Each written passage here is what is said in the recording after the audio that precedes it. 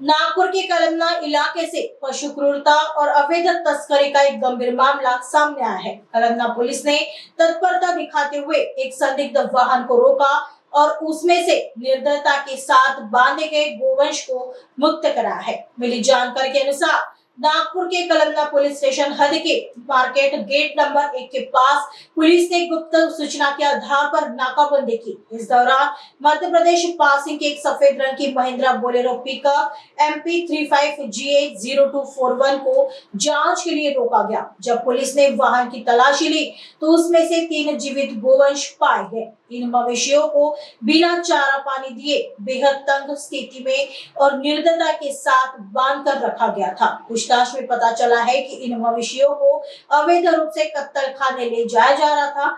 Police ने मौके से 2 आरोपियों को गिरफ्तार किया है जो मध्य प्रदेश के सिवनी जिले के रहने वाले हैं। आरोपियों की पहचान किरण भोजलाल उइके उम्र 22 वर्ष, सुमन सिंह मित्र सिंह धुर्वे उम्र 23 वर्ष के रूप में हुई है।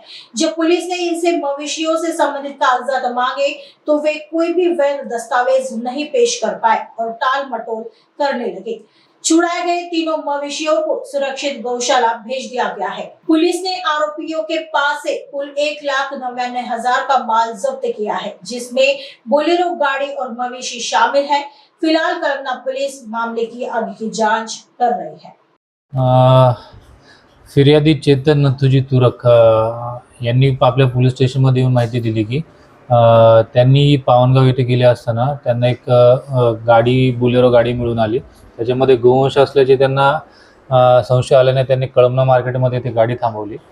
तर त्यांनी नंतर गाडी बघितली असता त्याच्यामध्ये एक गाई, एक वासरू व एक गोरे असं दिसून आलं। त्यांनी ती गाडी पोलीस स्टेशनला आणल्यानंतर आम्ही गाडीचा चालक किरण भोजलाल उइके वय 22 वर्ष व त्याच्यासोबत सुमन सिंह धुर्वे दोघेही राहणार मध्य प्रदेश येथील असून त्यांनी त्यांच्याकडे काही कागदपत्र नसल्याने तसेच सदर गोवंश हे बोलेरो गाडीमध्ये दाटीवाटीने बांधून आणले होते। त्यांना चारा पाण्याची सोय केली नाही।